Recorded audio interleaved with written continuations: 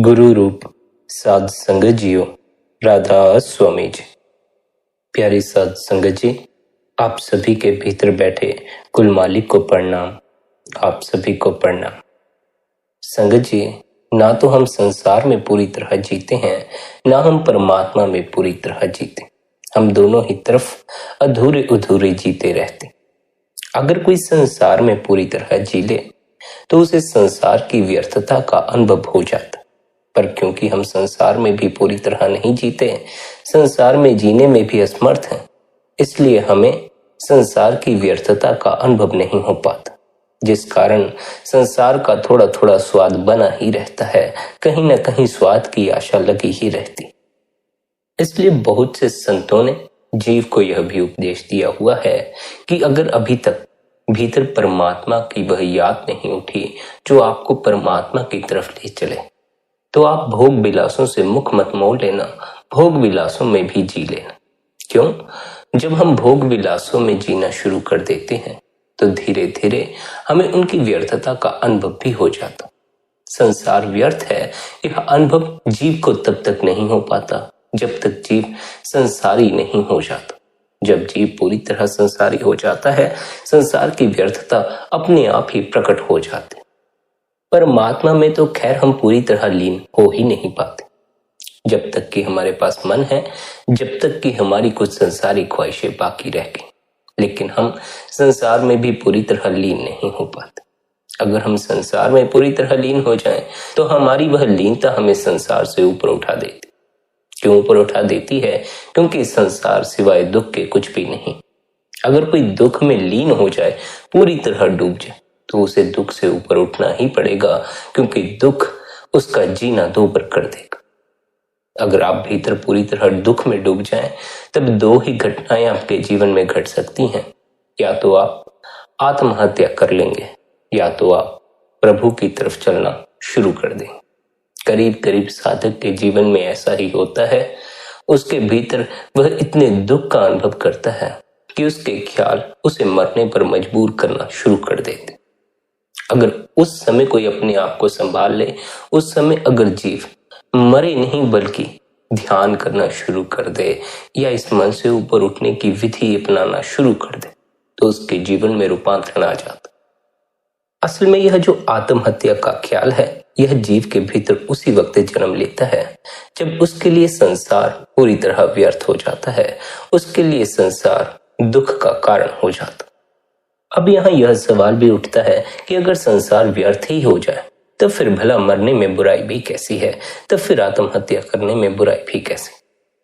बुराई इस बात की है, देह को मार देने से मन नहीं मरता। जब तक देह मरती रहे, मन ना मरे, दुख पीछा ही करता रहता, क्योंकि दुख मन के साथ जुड़ा हुआ है, और जब तक मन हमारे साथ जुड़ा हुआ है, हम दुख से जुड़े हुए। इसलिए संतों ने आत्महत्या को पाप कहा है। पाप कहना ही पड़ता है, क्योंकि उससे कोई लाभ नहीं होता। हमारी दृष्टि में तो हम यही सोचते हैं कि हमारा मरकर सभी दुखों, सभी परेशानियों से छुटकारा हो जाएगा, लेकिन ऐसा होता नहीं है।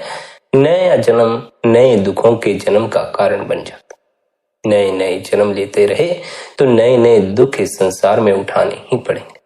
आप देख लें, जैसे जैसे समाज आगे से आगे विकसित होता जा रहा है, दुख भी नए नए विकसित होते जा रहे हैं, दुख भी एडवांस होते जा रहे हैं। नया जन्म लेने का अर्थ है भविष्य में जन्म लेना। भविष्य में जन्म लेने का अर्थ है उस संसार में जन्म लेना जहां जंग के माहौल बने हुए, जहां आसमान से घरों पर मिसाइलें फेंक दी जाती। आत्महत्या का कोई परिणाम नहीं निकलता, क्योंकि वह हमें फिर से इस संसार में लाकर खड़ा कर देती। हम तो यही सोचकर आत्महत्या करते हैं कि इस संसार से छुटकारा हो जाएगा, लेकिन हमें पता नहीं होता हम इस संसार से आत्महत्या के बाद और भी ज्यादा मजबूती से बन जाते।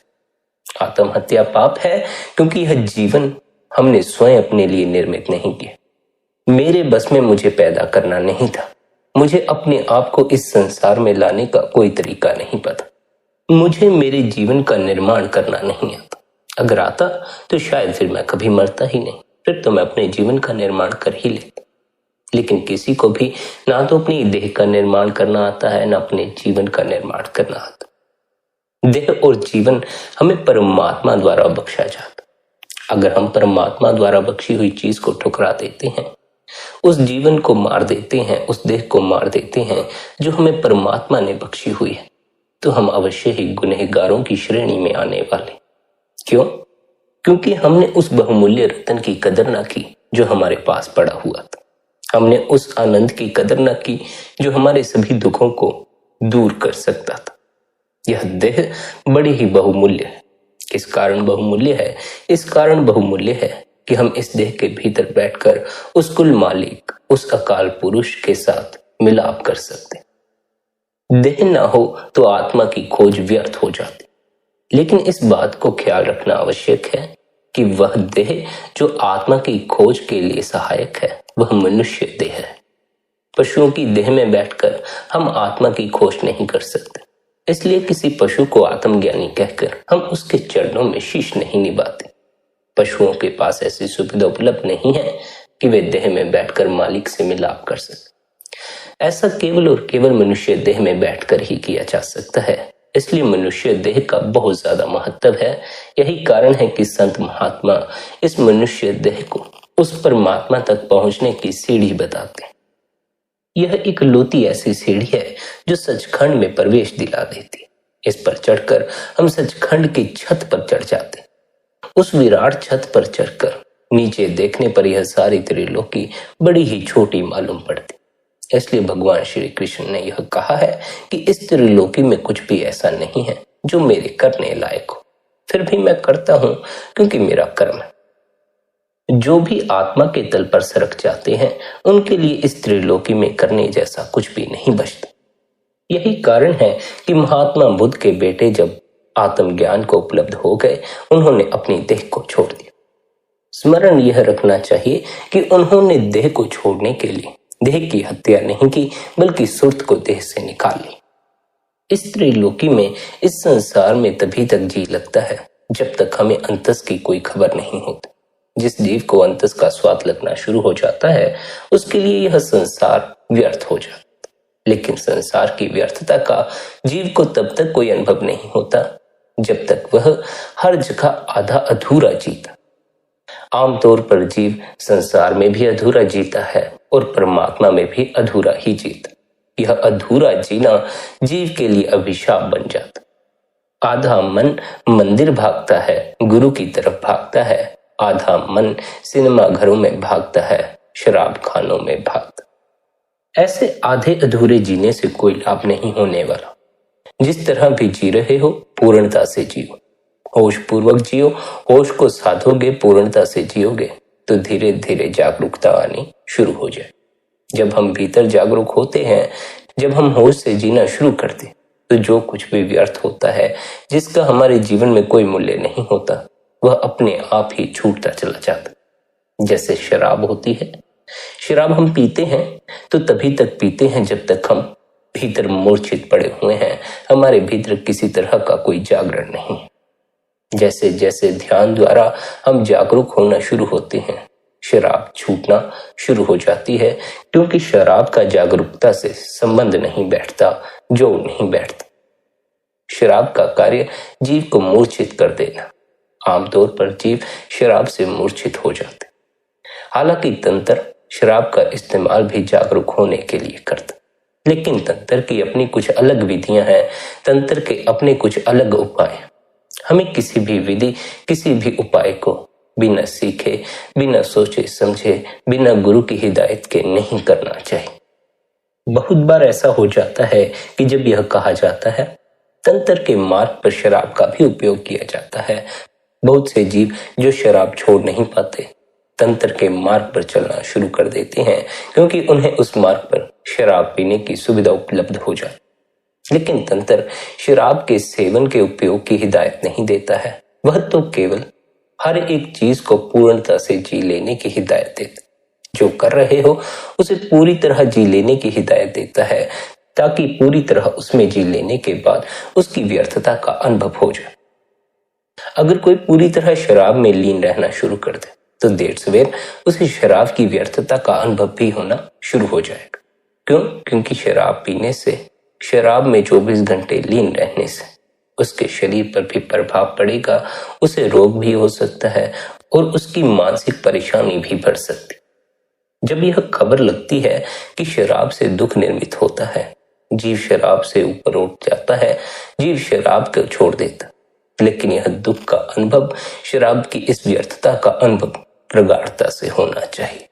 जब तक प्रगाढ़ता से इसका अनुभव नहीं होता, तब तक जीव शराब से मुख नहीं मोड़ता। शराब मूर्छित व्यक्तियों का आनंद है, ध्यानियों का नहीं। इसलिए जो साधक ध्यान करना शुरू कर देते हैं, उनकी शराब अपने आप ही छूट जाती। अगर आपको भी शराब पीने की लत लगी हो, अगर आप ध्यान करना शुरू कर दें, ऊर्जा ऊपर उठना शुरू हो जाए, तो फिर आप शराब नहीं पी पाएंगे। जागरूक आदमी के लिए शराब पीना बहुत ही मुश्किल कार्य है, और ऐसा इसलिए है क्योंकि जागरूक आदमी को इस बात की खबर होती है शराब पीने से नुकसान होता है, शराब पीने के बड़े ही दुष्ट परिणाम होते। अगर आदमी को पता हो मुझे इस चीज से नुकसान होता है, तो वह उस चीज का सेवन क्यों करेगा। जो लोग सेवन करते हैं वे इस कदर मूर्छित हैं कि वे शराब के नुकसान को देख नहीं पाते। नुकसान के बारे में जानते हुए भी नुकसान के प्रति नजरअंदाज बने रहते हैं, जिस कारण वे दुख और मूर्छा का शिकार हो जाते। आदमी खोज में है सरूर की ऐसे मदहोशी की, जहां उसे अपने मन की खबर ना रहे, जहां उसे अपने दुखड़ों, अपनी परेशानियों की खबर ना रहे। ऐसी हालत की खोज में जीव शराब पीना शुरू कर देता। शराब पीने से सुरूर भी मिल जाता है और कुछ समय के लिए हमें अपने भीतर की कलह क्लेश से छुटकारा भी मिल जाता। लेकिन शराब पीने से भीतर की कलह क्लेश दूर नहीं हो जाती, वह भीतर ही बनी रहती है। बल्कि जब सुरूर उतर जाता है तो दुगनी मात्रा से वह कलह भीतर जोर मारना शुरू कर दे। जब फिर हम भीतर की उस कलह को संभाल नहीं पाते, तो उसके परिणाम हमें बाहर भी देखने को मिलते हैं। हमारे अपनों से झगड़े हो जाते हैं, गैरों से झगड़े हो जाते हैं, हमें समझ नहीं आती हम किसको क्या बोल जाते। शराब द्वारा अपने आप को भुलाने का उपाय बिल्कुल ही व्यर्थ उपाय है, क्योंकि यह कुछ समय के लिए तो दुख को भुला देती है, लेकिन कुछ समय बाद जब आदमी ठीक हो जाता है, मदहोशी विलीन हो जाती, आदमी की हालत दोबर कर देती। हमें एक ऐसे सुरूर की आवश्यकता है जो कभी उतरता ना हो, और अगर कभी उतर भी जाए तो हमें उतरने के बाद दुख में ना डाल दो। लेकिन यह सुरूर कहीं बाहर से उपलब्ध नहीं होता, भीतर से उपलब्ध होता। यह जो बात कही गई है, यह जो हम कहते हैं बिना पिए चढ़ी रहती है, यह भीतर की बात कही गई है, क्योंकि भीतर एक ऐसा तल है जहां सुरूर हमारे भीतर भरपूर होता है, जहां आनंद हमारे भीतर भरपूर होता है। लेकिन वह आनंद, वह सुरूर बिना कुछ पिए ही उपलब्ध होता। यही ध्यान का महत्व है। ध्यान महासरूर है, महाशराब है, सबसे बड़ी शराब। पीनी ही हो तो ध्यान की शराब पियो, क्योंकि ध्यान की शराब इकलौती ऐसी शराब है जो हमारे दुखड़ों को सदा के लिए दूर कर देती। जब जीव भीतर उतरकर ध्यान की गहराइयों में उतरकर खुमारी को उपलब्ध हो जाता है, तो उसके लिए बाहर के सभी नशे व्यर्थ हो जाते। हमारे भीतर महासरूर है, महासरूर के झरने बहते हैं। बाहर तो हमें शुद्र से सरूर की खबर लगती। शराब के सेवन के बाद तो जीव अपने देह को संभाल भी लेता है, किसी न किसी ढंग से संभाल लेता है, इधर गिरता है उधर गिरता है, फिर भी संभाल लेता। लेकिन जब खुमारी में आप भीतर प्रवेश कर जाओगे तो देह को संभालना बड़ा ही कठिन हो जाता। खुमारी आपको इतने सुरूर से भर देती है कि देह भी डोलना शुरू कर देती। इसलिए संत भी आपको सुरूर में डोलते हुए मिलेंगे, लेकिन उनका सुरूर आंतरिक सुरूर है। उनका जो सुरूर है वह किसी बाहरी पदार्थ पर निर्भर नहीं करता। उन्हें सुरूर की खातिर शराब का सेवन नहीं करना पड़ता, न ही किसी अन्य नशीले पदार्थ का सेवन करना पड़ता। वे भीतर उतरते हैं, भीतर ध्यान की गहराई में प्रवेश करते हैं और उनके पूरे प्राणों में खुमारी छा जाती। वे मस्त हो जाते हैं, आनंदित हो जाते हैं, गीत गाने लगते हैं, नाचने लगते हैं। खुमारी का अनुभव शराब से मुख मोड़ देता, क्योंकि खुमारी भीतर से उपलब्ध होती है। उसे उपलब्ध करने के लिए कोई पैसा नहीं खर्च करना पड़ता, उसे उपलब्ध करने के लिए कहीं जाना नहीं पड़ता, कोई कष्ट नहीं करना पड़ता। बाहर से सुरूर की खोज करोगे तो बाहर तो पैसे भी खर्च करने होंगे, जाने आने का कष्ट भी उठाना होगा, और कई कष्ट उठाने होंगे। बाहर के जरूर बाहर के पदार्थों पर निर्भर हो जाओगे तो उनसे देह पर भी प्रभाव पड़ेंगे, लेकिन जो आंतरिक जरूर है, आंतरिक खुमारी है, इसका देह पर कोई भी दूषित प्रभाव नहीं पड़ता। बाहर के पदार्थों के सेवन से ही देह पर दूषित प्रभाव पड़ता, और ऐसा ही नहीं कि केवल नशीले पदार्थों का ही देह पर प्रभाव पड़ता। अगर आप गलत किस्म का खाना खा लें तो उससे भी देह पर दूषित प्रभाव पड़ सकते हैं। अगर आप गलत किस्म के प्रोडक्ट यूज कर लें तो उससे भी देह पर रिएक्शन देखने को मिल जाती है, खारिश होना शुरू हो जाती है और कई तरह की रिएक्शन हो जाती है। बाहर के सभी पदार्थों का देह पर कोई ना कोई प्रभाव पड़ता, अच्छा या बुरा। बुरी चीजों के सेवन से तो गलत प्रभाव पड़ते ही हैं। अगर हम अच्छी चीजों का सेवन भी अधिक करना शुरू कर दें तो उसके भी देह पर दूषित प्रभाव ही पड़ते। अगर आप अच्छा खाना भी ज्यादा खा लें, अधिक खा लें, तो उससे भी आपको समस्या ही होने वाली। इसलिए संसार की हर एक चीज दुख भी पैदा कर सकती है, सुख भी पैदा कर सकती है। हमें संसार के हर एक पदार्थ के प्रति सचेत होना चाहिए, उनकी मात्रा के प्रति सचेत होना चाहिए, क्योंकि अच्छी और बुरी चीजें दोनों का ही हमारी देह पर दूषित प्रभाव पड़ सकता है अगर हम इस दुष्परिणाम के प्रति सचेत न हो। अक्सर ऐसा होता है कि जीव परिणाम की फिक्र छोड़ देता है, केवल स्वाद की ही फिक्र करता। घर में खाना अच्छा बन गया हो, स्वादिष्ट बना हो, तो हम स्वाद के मोह में पड़कर, स्वाद के लालच में आकर अधिक खाना खा लेते। फिर ना तो नींद आ पाती है, न लेट पाते हैं, न बैठ पाते। समझ ही नहीं आता करें तो करें क्या। खाना भीतर पचता ही नहीं, ऊपर आने को होता है, बाहर निकलने को होता। स्वाद जीव का सबसे बड़ा शत्रु है। स्वाद में पड़कर जीव परिणाम की फिक्र नहीं करता, केवल स्वाद के ही पीछे भागता रहता। इसलिए संत महात्माओं ने जीव को स्वादिष्ट आहार से भी बचने के लिए कहा है, स्वादिष्ट आहार से भी परहेज करने को कहा। क्यों? क्योंकि अगर स्वाद की लत लग जाए तो स्वाद के पीछे भागने की आदत पड़ जाती है। फिर स्वाद कहीं से भी मिलता हो, जीव उस स्वाद को उपलब्ध करने में लग जाता है। इस बात की फिक्र नहीं करता कि जिस ढंग से वह स्वाद की उपलब्धि कर रहा है, उस ढंग से उसके जीवन में क्या क्या नुकसान आने वाले हैं। स्वाद न केवल खाने पीने की चीजों का होता है, बल्कि काम का भी स्वाद होता है, क्रोध का भी स्वाद होता है, अहंकार का भी स्वाद होता है। अगर हम अहंकार में भी रस ले रहे हैं, वहां भी हमें स्वाद आ रहा है, तब फिर इसका अर्थ है कि हमें स्वाद के रस की लत लगी हुई है। स्वाद चखने को हमें चाहिए, फिर चाहे कहीं से भी मिल जाता। काम से मिलता हो, काम से हम स्वाद चख लेंगे। क्रोध से मिलता हो, क्रोध से स्वाद चख लेंगे। भोजन से मिलता हो, भोजन से स्वाद की पूर्ति कर लेंगे।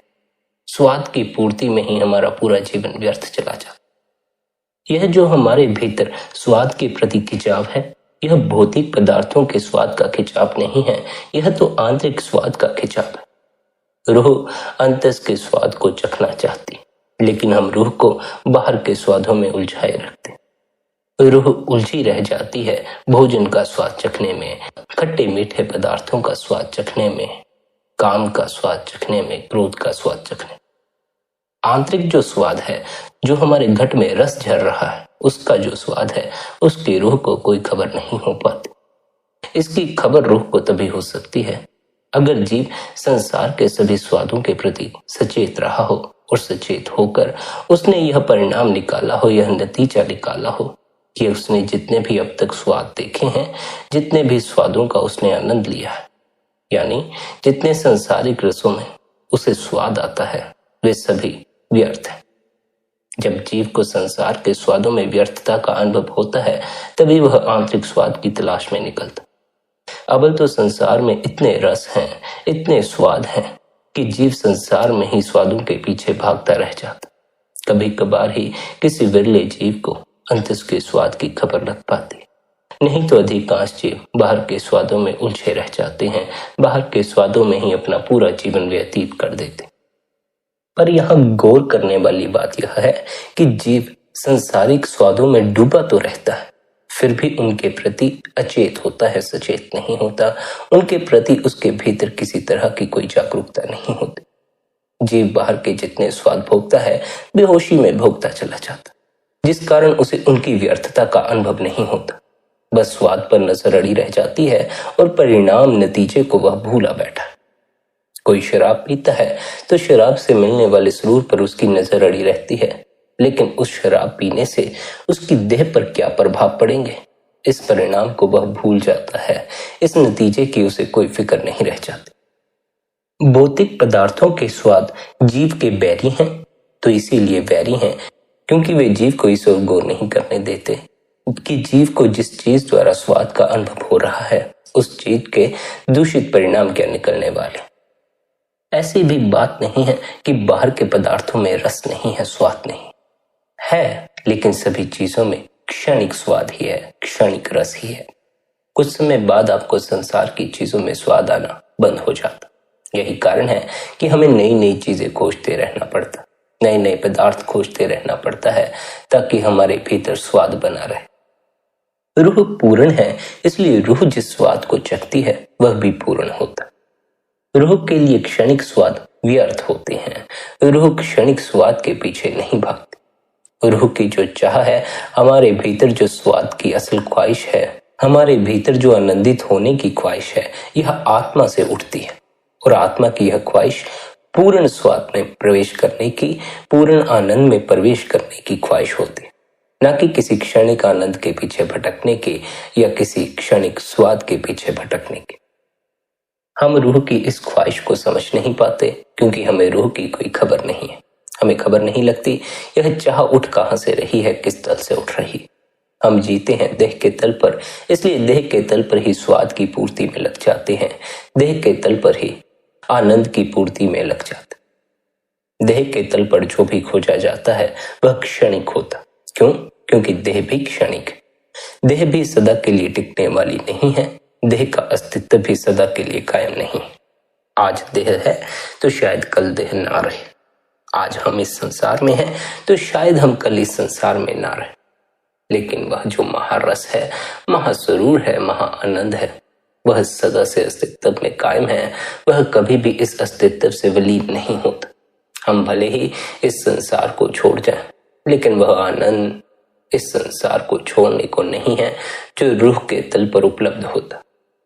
वह आनंद देह के तल पर उपलब्ध नहीं होता, इसलिए देह के तल पर हमें यह समझाया जाता है कि हमें स्वादों के पीछे ज्यादा भागना नहीं चाहिए, क्योंकि देह जिन स्वादों का अनुभव करती है वह सभी स्वाद बाहर से उपलब्ध होते हैं, सांसारिक स्वाद होते हैं। संसार के स्वादों की लत लग गई तो इन्हीं के पीछे भटकना होगा। और ये संसार के सभी स्वाद क्षणिक होते हैं। जब कुछ समय बाद आपको स्वाद आना बंद हो जाएगा, भीतर आनंद का अनुभव बंद हो जाएगा, तब आपको नए ढंग से स्वाद की खोज करनी होगी, नए ढंग से अपने आप को आनंदित करना होगा। पूरे दिन में ही हम न जाने कितनी बार अपने आप को आनंदित करने के लिए कितने ही तरीके अपनाते। कुछ समय बाद हमें नए नए ढंग से अपने आप को खुश रखना पड़ता। कभी फोन चलाकर अपने को खुश करते हैं, उससे ऊब पैदा हो जाती है तो टेलीविजन देखना शुरू कर देते हैं, सीरियल देखना शुरू कर देते हैं, उससे अपने आप को खुश रखने की कोशिश करते। उससे भी जब ऊब पैदा हो जाती है, जब वह क्षणिक आनंद भी विलीन हो जाता, तब हम बैडमिंटन खेलना शुरू कर देते हैं, क्रिकेट खेलना शुरू कर देते। 1.5-2 घंटे वहां व्यतीत हो जाते हैं। 1.5-2 घंटे के लिए उस क्षणिक आनंद का, उस क्षणिक स्वाद का हम अनुभव करते हैं। जब वह भी विलीन हो जाता है, फिर हम 1.5-2 घंटे बाद बिस्तर पर पड़े पड़े फोन चलाना शुरू कर देते। हर पल, हर क्षण हम नए नए सुख की तलाश में लगे हुए हैं। क्यों लगे हुए हैं? क्योंकि हम सदा के लिए सुखी नहीं हो पा रहे, सदा के लिए भीतर आनंद का अनुभव नहीं कर पा रहे। बार बार हमें उदासी घेर लेती है, बार बार हमें दुख घेर लेता है, बार बार हमें उपाय करने पड़ते हैं कि हम अपनी इस उदासी से परे हों, अपने इस दुख से परे हों। और जीव का इस दुख, इस उदासी से परे होने का जो प्रयास है वह अपने को बचाने का प्रयास। अगर जीव अपने आप को इस दुख से बचाने का प्रयास न करे तो अवश्य ही वह इस दुख में इस कदर पड़ जाएगा कि उसके भीतर फिर जीने की चाह न रह जाएगी और उसे फिर अपने जीवन को खत्म करना पड़ेगा। लोग जब दुख में पूरी तरह लीन हो जाते हैं वे आत्महत्या कर लेते। आत्महत्या कर लेना किसी भी दुख से, किसी भी परेशानी से बचने का उपाय नहीं। क्यों? क्योंकि आत्महत्या द्वारा केवल हमारी देह छीनती है, मन नहीं छीनता, मन नहीं मरता। जब तक मन न मरे तब तक हम बार बार नई नई देह लेकर इस संसार में विचरते रहते। आत्महत्या की, मन न मरा, देह मरी, नई देह मिल जाएगी, नए दुखड़े मिल जाएंगे, नए नुकसान मिल जाएंगे। मन की अगर मृत्यु हो जाए फिर देह लेकर इस संसार में आना नहीं पड़ता। फिर देह के बंधन से छुटकारा हो जाता है और हमारा सभी दुखों कष्टों से छुटकारा हो जाता। देह ही तो हमारे दुखों और कष्टों का कारण बनी बैठे। अगर कोई चांटा मार जाए तो वह चांटा तो देह पर ही लगेगा ना। देह है तभी तो चांटे का दुख होता। अगर कोई गोली मारेगा तो वह देह को ही लगेगी ना। देह है तो गोली के लगने का दुख होता। अगर कोई जेल खाने में बंद पड़ा है तो इसी कारण तो पड़ा है कि देह मौजूद। देह ना हो तो उसे जेल में डालने का कोई उपाय नहीं है। जब तक देह नजर आती है हम जीव को जेल खानों में कैद कर सकते, पर अगर देह ना हो तो जीव को कैद करने का कोई उपाय नहीं, जीव आत्मा को कैद करने का कोई उपाय नहीं। इसलिए आत्मा को मुक्त कहा जाता है। आत्मा को किसी जेल खाने में कैद नहीं किया जा सकता, आत्मा को किसी बंधन में बांधा नहीं जा सकता। देह को कैद किया जा सकता है, देह को बंधन में बांधा जा सकता। देह दुखों का कारण है, इसलिए संत महात्माओं का सारा उपदेश इस देह से ऊपर उठने का उपदेश है। कैसे जीव इस देह के बंधन से ऊपर उठ जाए, संतों की सारी साधना इसी बात पर निर्भर करती। उनके सभी उपाय इसी विषय से संबंधित होते हैं। कैसे जीव देह के मोह को छोड़ने के लिए राजी हो जाए। जीव की भी बस यही कठिनाई है कि वह देह के मोह को छोड़ नहीं पाता। कैसे छोड़ दे? अगर किसी को शराब के सेवन में रस आता है, देह के कारण ही तो आता। अगर किसी को काम में रस आता है, देह के कारण ही तो आता है। अगर किसी को किसी अन्य और किसी संसारिक पदार्थ में रस आता है, देह के कारण ही आता। भोजन का आप स्वाद ले सकते हैं क्योंकि आपके पास जिह्वा मौजूद। किसी मधुर संगीत का आप आनंद ले सकते हैं क्योंकि आपके पास कान मौजूद हैं। किसी मधुर दृश्य का आप आनंद ले सकते हैं क्योंकि आपके पास आंखें मौजूद। कहने का भाव, आपके पास देह मौजूद है तो संसार के स्वादों का रस लिया जा सकता। संसार में इतने पदार्थ हैं, इतनी चीजें हैं, इतने स्वाद हैं कि जीव उन्हीं स्वादों में भटकता रह जाता है। सदगुरु के उपदेश की तरफ गौर नहीं करता। गौर करने जैसा उसे लगता भी नहीं है क्योंकि संसार में तो उसने कई स्वादों का अनुभव किया, पर अंतस के स्वाद का उसे कोई भी अनुभव नहीं होता।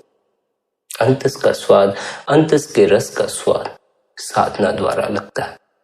बाहर के रसों का स्वाद चखने के लिए जीव को साधना करने की आवश्यकता नहीं पड़ती। थोड़ी सी मेहनत करने की आवश्यकता है, बाहर के अधिकतर स्वाद उपलब्ध हो जाते। फिर भी सभी स्वाद बाहर के उपलब्ध नहीं हो पाते। एक अकेला जीव 80-90 वर्ष की जिंदगी में संसारिक सभी पदार्थों का स्वाद नहीं चख सकता, संसारिक सभी चीजों का स्वाद नहीं चख सकता। बाहर इस संसार में इतने स्वाद उपलब्ध हैं, इतने रस उपलब्ध हैं कि वे जीव को भीतर के रस की तरफ नजर ही नहीं मोड़ने देते। जरा समझो, हम बाजार जाते हैं, कपड़ों की इतनी दुकानें होती, बाहर कपड़े टंगे होते हैं, सुंदर सुंदर अच्छे अच्छे कपड़े टंगे होते। हम उन्हें देखते हैं तो हमारे भीतर ऐसे ख्याल पैदा होते हैं कि मेरे पास यह कपड़े होने चाहिए। बाहर की चकाचौंध में, बाजार की चकाचौंध में हम यह भूल ही जाते हैं हमारे घर पर कपड़ों के अंबार लगे पड़े, हमारी अलमारियां कपड़ों से भरी पड़ी हैं, हमारे दराज कपड़ों से भरे पड़े। इसी तरह जब हम संसार के रसों में उलझ जाते हैं, नए नए रस हमें नजर आते हैं, नए नए स्वादों की तरफ हमारा दिल जाने को करता है, हम भूल जाते हैं हमारे भीतर अमृत का रस बरसता है। हमारे भीतर वह स्वाद मौजूद है जो अनंत समय तक हमारा साथ देता। अगर संतों ने बाहर के स्वादों को फीका कहा है, बाहर के रसों को फीका कहा है, तो इसीलिए कहा है क्योंकि वे अनंत काल तक हमारा साथ नहीं दे सकते। बाहर के सभी स्वाद हमारा साथ क्षण भर के लिए ही दे सकते। कुछ तो पदार्थों का स्वाद ही क्षणिक होता है, कुछ पदार्थों का स्वाद इसलिए क्षणिक हो जाता है क्योंकि हमारा जीवन क्षणिक है। इस अनंत काल के समय में हमारा 80-90 साल का जीवन क्षणिक ही हो सकता। जहां 3 अरब साल खो गए, वहां हमारी जिंदगी के 80 साल भी खो जाएंगे। समय के इस चक्र में सभी जिंदगियां खोती चली जाती, सभी के जीवन खोते चले जाते। इसीलिए हम समय को काल भी कहते। काल समय का ही दूसरा रूप है। जो समय में कैद हैं उन्हें ही काल के अधीन हुए जीव कहा जाता। समय में कैद होने का अर्थ है भूत और भविष्य में उलझे रहना, वर्तमान को भूल जाना। जब जीव भूत और भविष्य में उलझ जाता है उसे वर्तमान की कोई खबर नहीं रह जाती। जीव या तो बीते हुए समय के लिए रोता रहता है या आने वाले समय की फिक्र में पड़ा रहता है। अगर जीव वर्तमान में जीना शुरू कर दे तो वह पाएगा वर्तमान में किसी तरह का कोई दुख नहीं। स्मरण रहे, हमारा मन समय के अधीन है, यानी काल के अधीन है। इसीलिए मन के पास समय में ही भटकने की सुविधा है। अगर आप वर्तमान में मौजूद हो जाते हैं, मन विलीन हो जाता है, क्योंकि मन वर्तमान में नहीं भटक सकता। वर्तमान के क्षण में समय मिट जाता है, हम काल के दायरे से पार चले जाते। ध्यान की सारी साधना जीव को सदा के लिए वर्तमान में प्रवेश करवा दे। आमतौर पर जीव भूत और भविष्य में जीता है, समय में जीता है। ध्यान साधना के बाद जीव वर्तमान में जीना शुरू कर देता है। फिर ना तो वह बीती हुई बातों का शोक मनाता है और ना ही भविष्य में होने वाली घटनाओं की फिक्र करता है या उनकी कल्पनाएं करता। हमें यह जिंदगी इस ढंग से नहीं जीनी चाहिए जैसे कि हमें सब कुछ पता हो, हम सब जानते। हम तो अपने भविष्य का निर्माण अपनी कल्पनाओं, अपने विचारों में पहले ही कर लेते। अगर हम पहले ही तय करके बैठ जाएंगे क्या होना चाहिए, क्या नहीं होना चाहिए, तब फिर जो होगा उसमें हमें कोई रस नहीं होगा। तब फिर हमें इस बात की पीड़ा होगी कि जो हम चाहते थे वह ना हुआ। आप भविष्य का निर्माण मत करें। आप ऐसा ना सोचें कि कल क्या होगा, क्या नहीं होगा, क्या करना है, कैसे करना, बल्कि अब आप इस ढंग से जीना शुरू करें कि कल जो होगा मैं उसके प्रति जागूंगा, अपनी तरफ से नहीं सोचूंगा ऐसा होगा या वैसा होगा। जो जैसा होगा उसके प्रति राजी हो जाऊंगा, उसके प्रति जागूंगा, देखूंगा क्या हुआ, कैसे हुआ, क्यों हुआ। वैसे भी सब कुछ हमारी मर्जी के बगैर ही होता। हमारी जिंदगी में जो होता है अधिकांश बार तो ऐसा ही होता है, हम जो चाहते हैं उससे विपरीत हो। हमने जो कल्पनाएं की होती हैं, जो भविष्य के सपने सजाए होते हैं, वे टूट जाते हैं। हमारे सोचे कुछ नहीं होता, जो होता है उस मालिक की मर्जी से हो। पर क्योंकि हमने कल्पनाएं सजाई होती हैं, मन में फंसे होते हैं, समय में जीते हैं, भविष्य के विचार निर्मित किए होते हैं, इसलिए जब भविष्य हमारे सामने आकर खड़ा होता है हम भविष्य से राजी नहीं होते। हमारे लिए फिर भविष्य से राजी होना कठिन हो जाता है। भला हम किसी ऐसी चीज से राजी कैसे हो जाएं जो हमारी सोच के विपरीत घट जाए। पर हमारा सोचना बीच में बाधा है, घटना बाधा नहीं है। जो जैसा घटेगा, जिसे जैसा घटना है वह वैसा ही घटेगा। जो होना है वही होना। हमें चाहिए कि हम अपनी तरफ से सोच विचार में ना डूबे रहें। क्या हो, कैसे हो, क्या करना है, क्या नहीं करना। भविष्य सदा ही अज्ञात है। हम उसे जानने का जितना ही प्रयास करते रहें, हम कितनी ही कल्पनाएं उसके प्रति बनाते रहें, हमारी सभी कल्पनाएं व्यर्थ हो जाएंगे। जब भविष्य आएगा, जब भविष्य वर्तमान हो जाए, तब हम पाएंगे हमारे सोचे कुछ नहीं होते।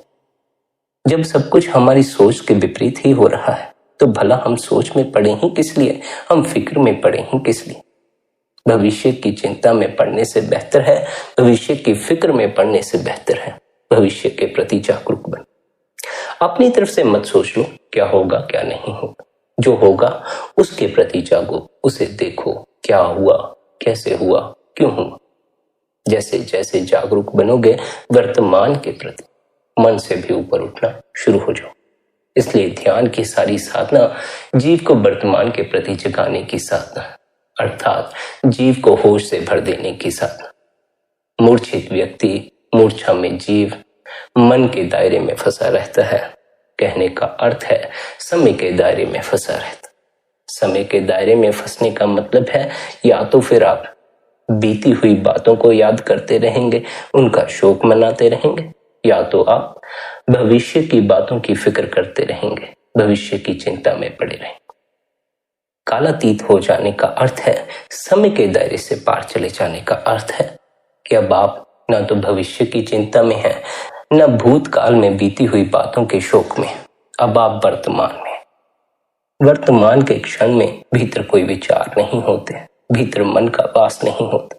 इसलिए सद्गुरु जीव को वर्तमान में रहने का उपदेश देते।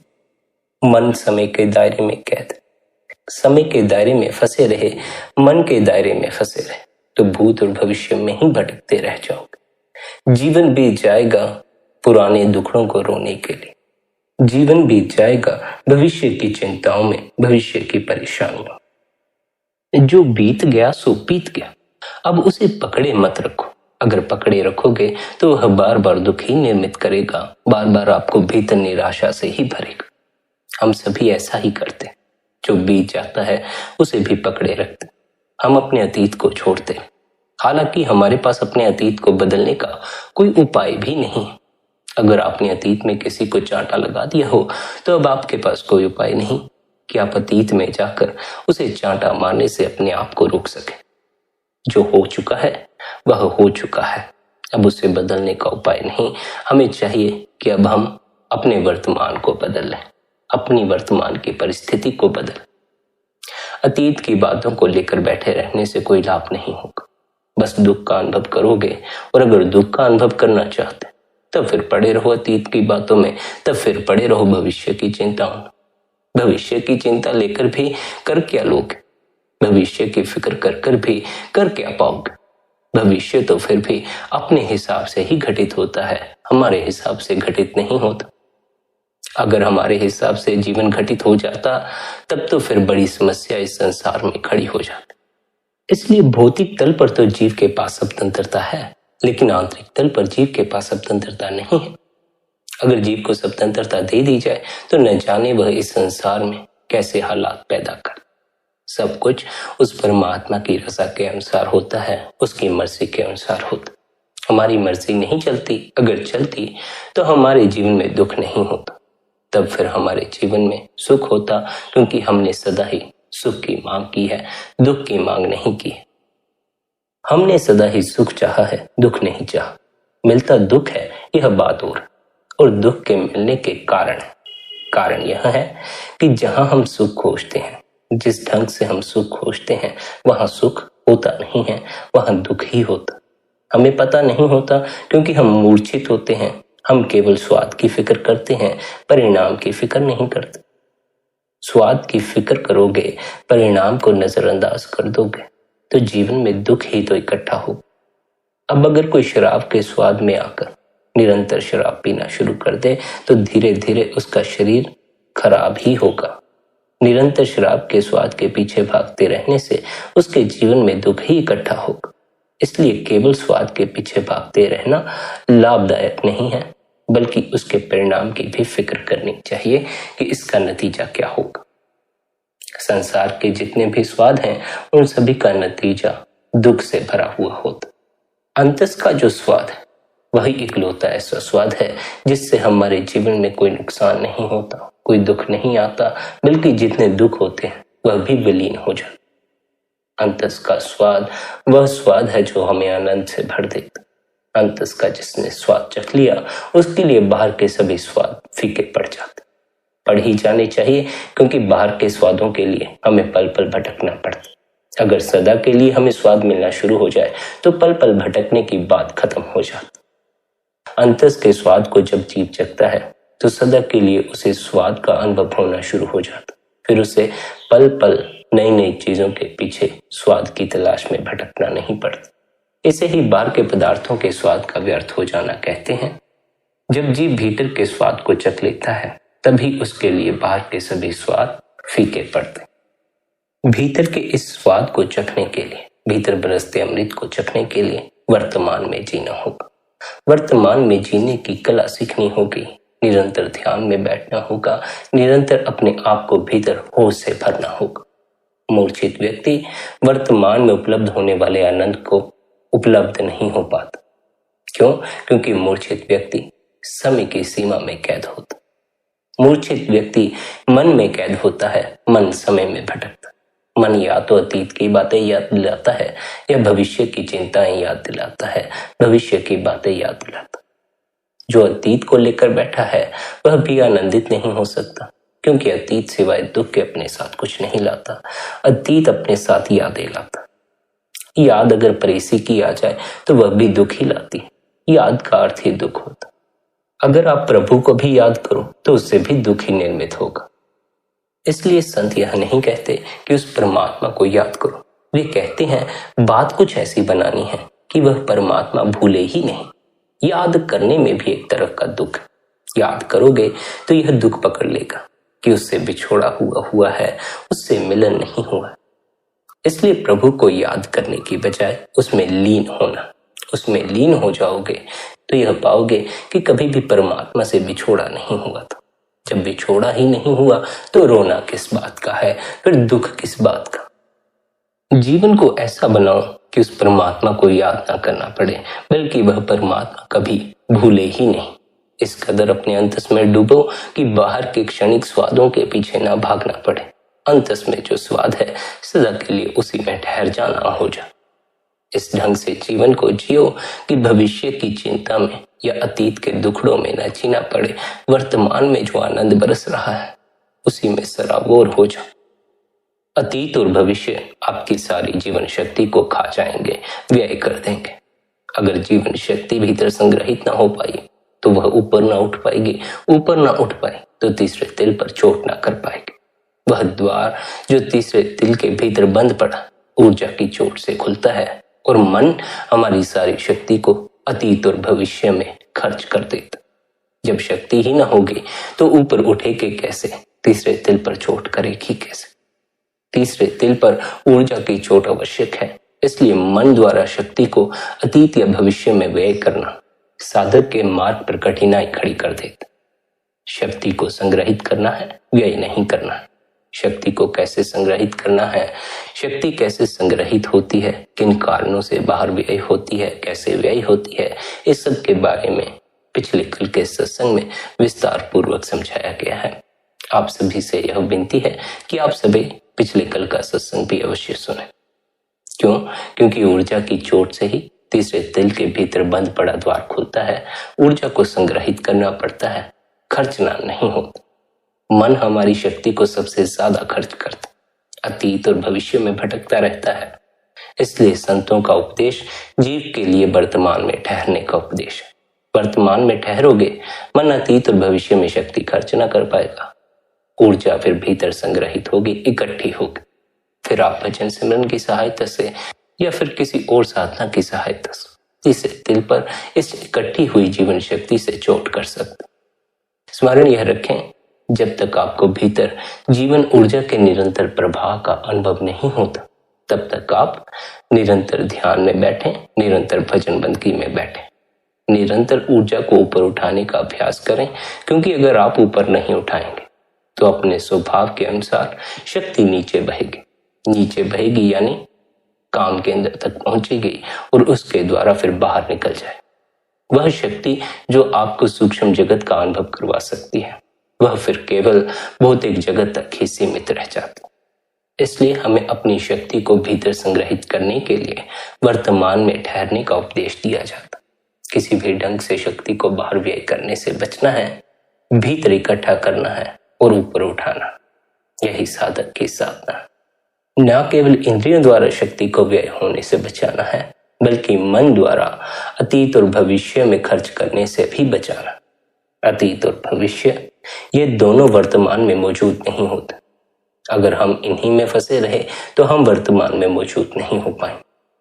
अगर हम जीते रहे अतीत के विचारों में तो हम भी अतीत में ही जीते रह जाएंगे। फिर हम वर्तमान के क्षण को उपलब्ध नहीं हो सकते। अगर हम जीते रहे भविष्य की चिंताओं में, भविष्य की कल्पनाओं में, फिर हम वर्तमान को उपलब्ध नहीं हो सकते, भविष्य में उलझे रह जाएं। हमें वर्तमान में जीना है, होशपूर्ण होना।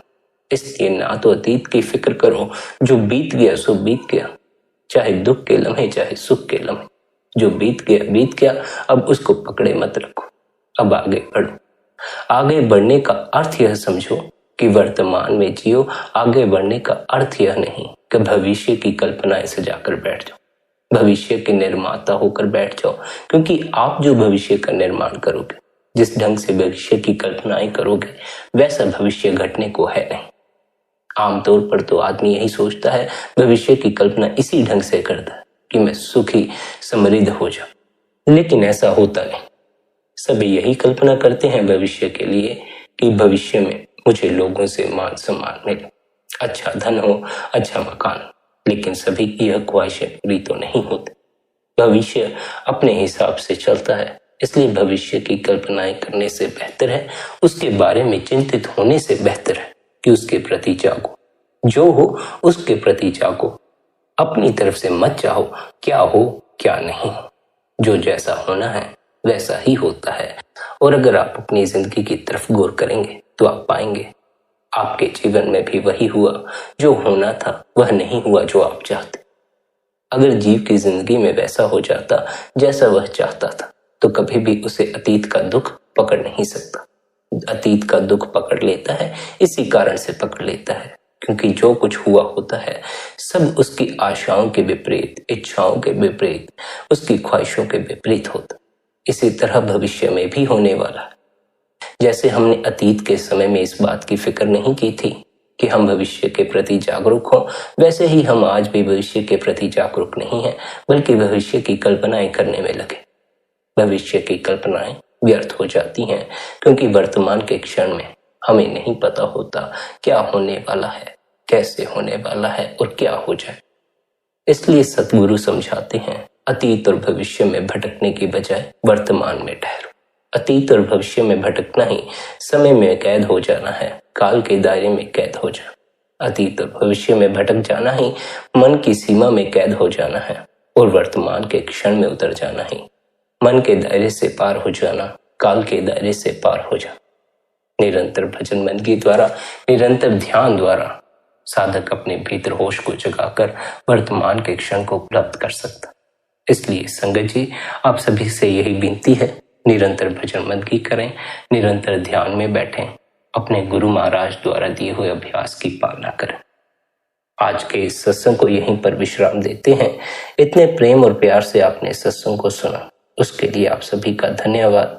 आपके भीतर बैठे परमात्मा को प्रणाम, मेरा प्रणाम स्वीकार करें। राधा स्वामी।